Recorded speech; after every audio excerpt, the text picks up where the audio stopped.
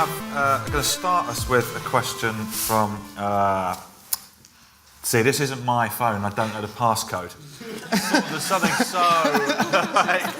but I can remember the question. It was a question from a lady called Louise, and she said, do we need technology-free zones to encourage human interaction and people being in the moment? So maybe go around and ask all of you.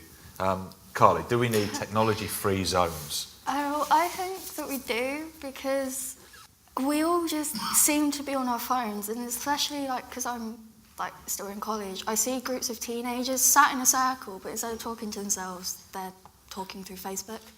And I just think it's really bad that we don't feel confident enough just to talk to people that are supposed to be our friends. And do you think it is about confidence then? Because there's something like...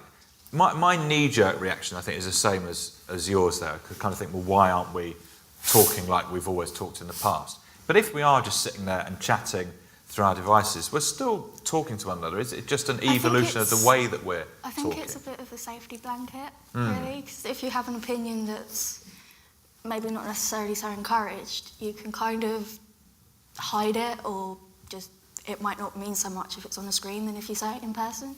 Mm-hmm. Because of the kind of anonymity that some people can have, so they can say stuff that they wouldn't say. Especially on platforms where they can remain anonymous. You can kind of say what you want. That may be true, but my personal experience is that because I'm very visibly who I am on the internet, I am more susceptible to bad things happening on the internet because of my presence. So I get a lot of sexism and a lot of people being extremely horrible to me. It's not very often, but it still happens to me, and it's actually creeping into our real lives now. There's a bigger threat of people being swatted in the US, which means that some people can report a crime or a kidnapping happening in someone's house very remotely, and then just get the SWAT team to turn up. And SWAT teams sometimes actually accidentally murder people when they go into people's homes in the US. So it's actually becoming much more dangerous to be online in lots of ways. So I'm not sure it's a security blanket so much as it's about connecting with other people. It's just a different way of doing it, and it's usually through text and photos, as we've been talking about, I think. Yeah. Well, I think a great example is what happened in Paris recently. I'm French, I'm living in Ashford, and if I didn't have social media, I would have spent my evening as usual. So yeah, there is great aspect of social media and also dangerous aspect of it. And also, I think it's your choice to decide what you want to do with it. Dean, would you encourage technology-free zones? Or? Definitely. I mean, there is pluses and minuses to that. I'm not on social media at the moment, so you can still follow me because I'll be back. But at the moment, I've been off social media for 30 days, and so I didn't hear about Paris until a day and a half after it happened, whereas usually I'd have known straight away because I was always on Twitter.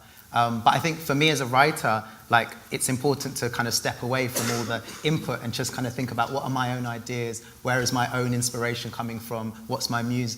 So I go away, next week I'm going on a 6-day writing retreat. Well, there'll be no technology, there'll be no phone reception, no access to the outside world, and you just have to be there with the other writers and write. And I think in my own home sometimes, because I live with my mum and my sister, and we could be watching TV, one screen, and then all have our phones out, and I'm on Twitter, my sister's on Snapchat, my mum's on WhatsApp, and we're not talking to each other. And I think that's sad that even in your family setting, in your home, that you can be so disconnected from each other. And my mum might WhatsApp me to say, will you make us a cup of tea? When I'm sitting there. I find that's really strange. So also quite funny. Quite funny, yeah. I also find it's really difficult to be creative if you're constantly on social networking sites all the time as well. I know Seth Rogen has said that he actually writes on a laptop that's totally disconnected from the internet because he can't think to write anything funny down if he's constantly looking at what other people are saying, which is funny. Because then you start to feel bad about yourself, and you start to feel less you're not connecting ideas together, you're just consuming information. So you're not really thinking about what you're doing, and you can't get in that creative like zone or something. Especially from like a dance point of view, I've got a competition coming up, but because I'm always seem to be on Facebook, I don't actually have anything for it. And I just think without this technology, I'd feel a lot more prepared. I think there's something odd as well about how irresistible we seem to find this stuff. And you know, you have to go on a writer's retreat or go on a laptop that has no internet access. I downloaded a program that basically switches the internet off for a specified amount of time because I can't trust myself. Like I can't just, I mean, imagine downloading a program Is there to no make way sure to override it? Of course there is, which I found. But that's the thing, like why? Like why am I so fixated on this stuff that's going on? Why do I feel disconnected when I'm not looking at these things? So what do you think about that? I think it's sort of like because it's sort of like this relatively new thing. It's sort of just like what everyone's just figuring out, what everybody's finding out about, and sort of like all these little pockets that you could sort of go into. Like you're just thinking about it constantly, just sort of like what's everybody else doing. Like, yeah. FOMO. Fear of missing out. Yeah. Who, just by a quick show of hands, who gets FOMO? Fear of missing out is what that is. Most of these guys are fine, actually. Don't mind missing out. Especially in like schools and stuff, because like everyone seems to be connected to like their friends all the time. But most of the time, it just seems to be about completely pointless information. Like, oh, I've walked into the next room now. Where are you? That sort of pointless stuff that could just wait to the next day. Yet there's just this constant need to know everything. I mean, to be clear, I'd hate to get that information the next day. Even more irrelevant to me. Yesterday at 3, I moved into the kitchen. Shut up. So, what about this idea of the moment then? Why are we so keen on the idea of living in the moment? Why is that important? From like a photography aspect, we're so keen on like capturing the moment that sometimes we're not necessarily living in it. We're kind of watching it slightly, but we never seem to really get involved until we look at our photos back. And I just think that sometimes we need to just put our cameras down, or our phones if we've got cameras on it, and just get involved with what's going on around us. There is that kind of strange thing that you get at tourist attractions where the majority of people are just looking at whatever it is through a screen, taking photos. Very few people are just looking at it. Which I don't know, I have no idea if that's a good or bad thing, but it's just an observation that people almost seem more concerned about how they're going to document this experience rather than experiencing it. And I think like Snapchat seems to encourage that. My sister was telling me, because she uses it, but she sees people just kind of setting up a situation for Snapchat and then just going back to actually being bored. But like they make it look really fun and they're doing something really amazing, and then they come off and then they want to post it and see, oh, who's watched it? Okay, cool. Like feel good about myself, rather than just feeling good with the people you're with. Oh, sorry, go ahead. And it's sort of just like this fact that it's only there for 10 seconds, just like this is this short, quick snapshot of what my life is like. Like, you might not actually be living in that reality, but that's what you want people to see of you, and that's what they do. And I'm starting to feel really excited actually about doing stuff that doesn't get put on the internet. I actually, because I've lived so much of my life on the internet at this point, I kind of I get really excited about the fact that a lot, like maybe going to an event that I never talk about on the internet and only experience with a very small subset of people. And I just really get excited about the idea of privacy, which I think is really funny because it's actually something of my own doing. Whenever I'm walking around and I see something interesting, I'll tweet a picture of it. But it's actually become more valuable to me, like my own private space and time has become much more valuable simply because everything's on the internet now. And it gets really annoying as well. It's like on my phone, constant notifications about stuff that I just really don't need to know about. And is that a dig at Cara? Have you set up an alert for every time I tweet? Because that's practically every minute. But on Instagram and stuff, you get notifications when people like your photo, and it does get really annoying that you end up kind of wanting to throw your phone instead of focusing on what's you're supposed to be doing. But maybe that's just a teenager thing.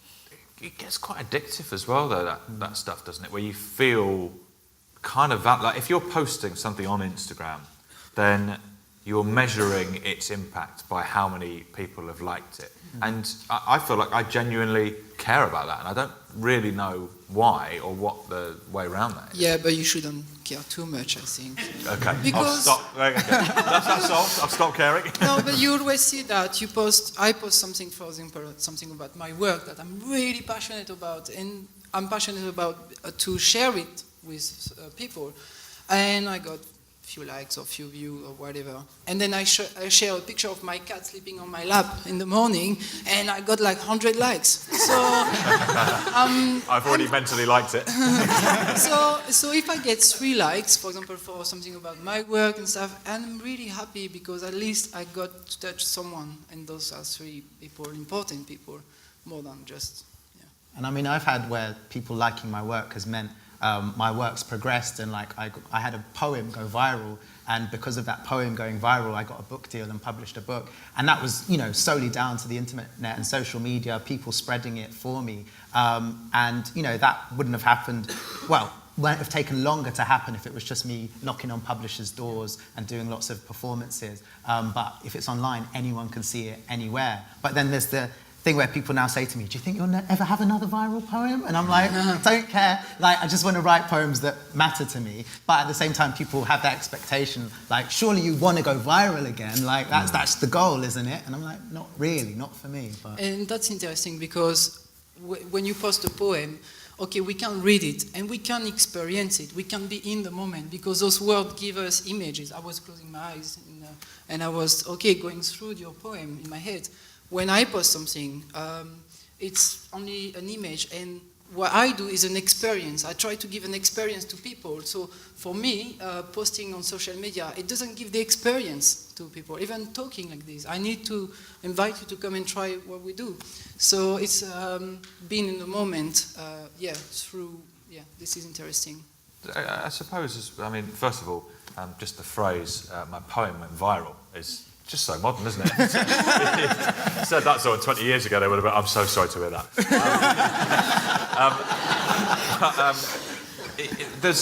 I wonder if what it's doing is the sort of democratisation, easy for me to say, of creativity and talent. So, like you say, it may not, you don't know if you would have got that break that you needed, that, knocking on doors of publishers to, but actually, what happened is you did a fantastic piece of work.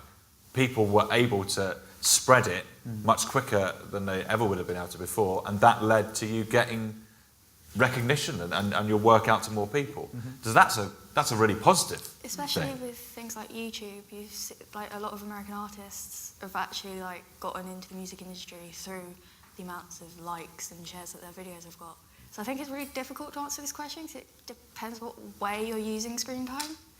It's like if you're just looking at Distractify and stuff like that, then you're not really using it for a good reason. But then if you are trying to make something out of it, it can kind of be seen as a good thing. I think making and producing creative things and not like purely consuming creative things is definitely why we might have more screen time. I think I personally always used it to kind of inspire me to want to write because I'm very self-conscious, I constantly compare myself to better writers. And so I'm always reading their work and going, God, I wish I'd written that. Or I wish that I could have had that experience. But it definitely pushes me to actually produce more work. And I think that that's quite an inspirational use of your time, is to seek out things that you're jealous of, that you just want to have written so badly or made so badly, that it actually inspires you to put more ideas together of your own and go out into the world and do something that you think is personally impressive. When I see something that I wish I'd written, just copy and paste. Any questions? So just suddenly realised I haven't got any questions for the floor. It's sort of the point of this. Yes, over here. Okay, my question is, do you believe ignorance is bliss with social media, or does it encourage further desensitization to our surroundings because you're not actually getting information about everything? So I guess, Dean, you might be in a good place to answer that. Is ignorance bliss, that you've said you've been off social media in for a while? a selfish way, it definitely can be. I mean, I've been off social media 3 months of this year. Like January, I was off for a month and went on a meditation. Round of applause. No.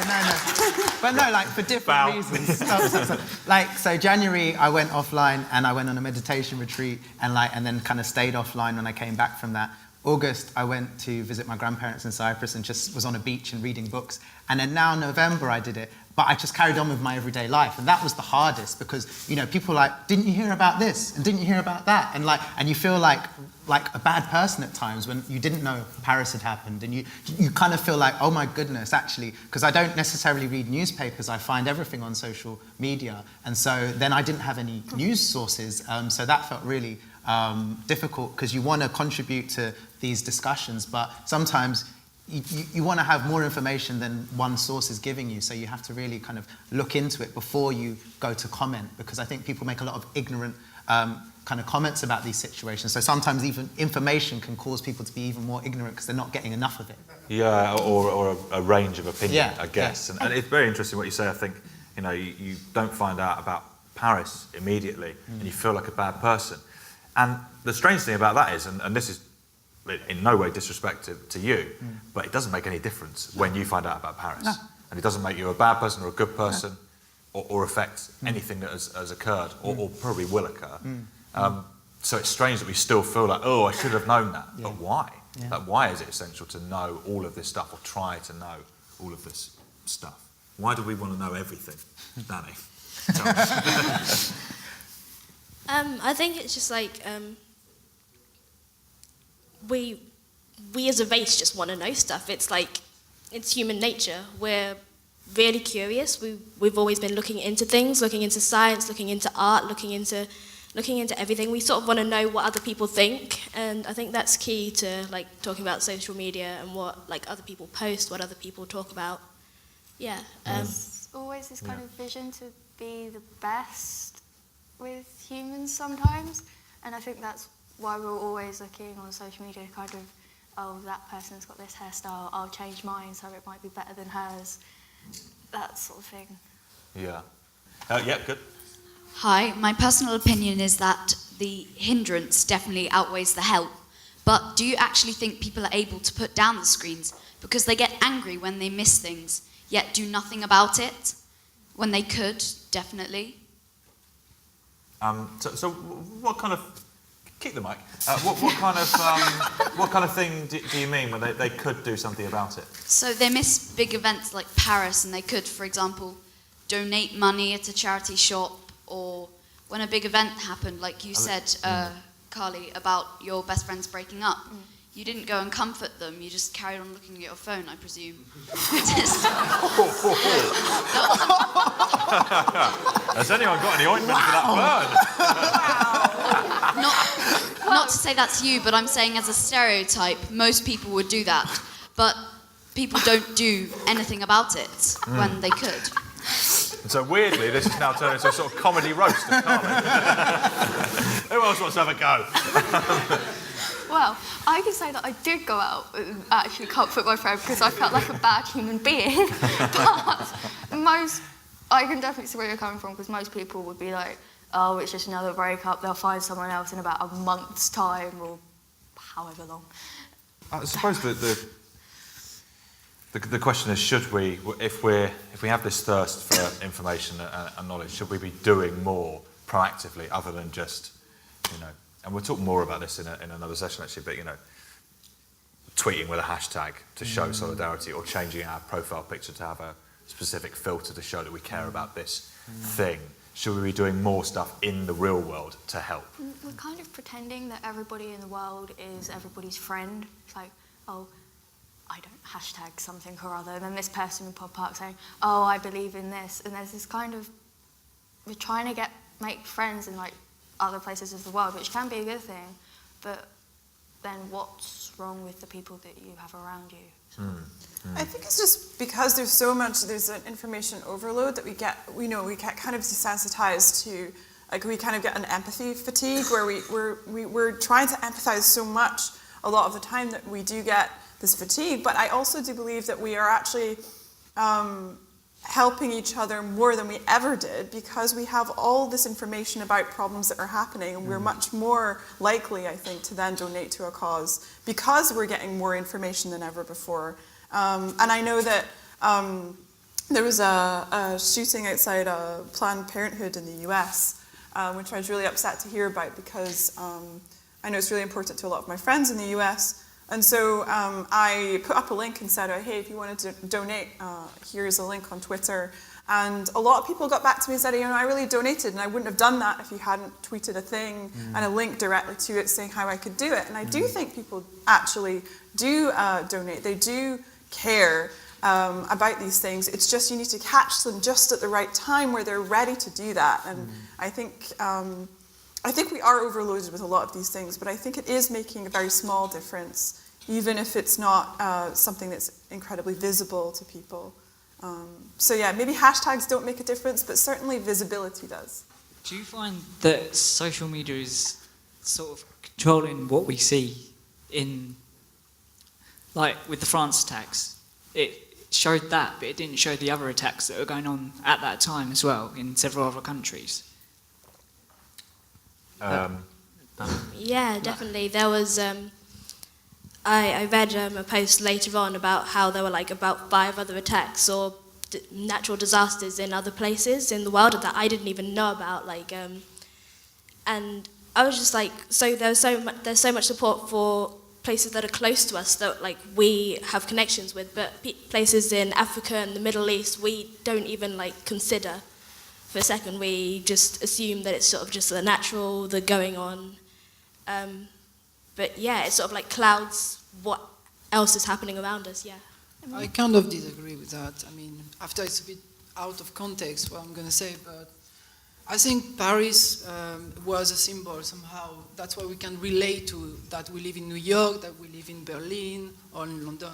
I think that's why there was kind of like a big media thing. But about your question, yeah, people did something about during the attack. There was a hashtag saying, hashtag something Paris, that people was inviting other people to come to their to their flat to stay for the night if they were in the area where something was happening. So yeah, there was an action, a real action from the virtual to the real.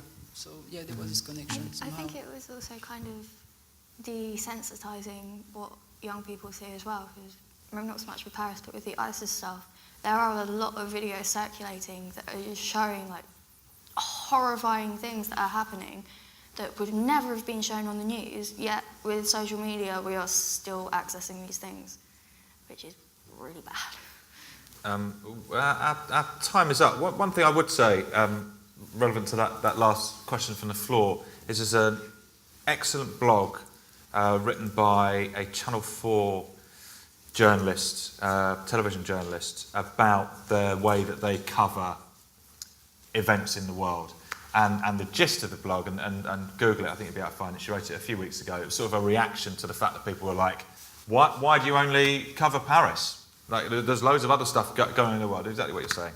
And their reaction is, we do cover it, you just don't care as much about it. And they can, online, you can really see that as well. You literally go, look, I write a piece about this subject, and people flock to it. I write a piece on the same site about this other subject, and people don't. So, and that's not the fault of a journalist. A journalist is covering. Like you would do well to find a big story that hasn't been covered in the mainstream media. It's just that we're not going and looking for it. So have a look at that blog. Just phrases that better than I have. So time's up on that session. Join me one last time in thanking all the people you've heard from: Carly, Dean, Esteban, Cara, and Dani.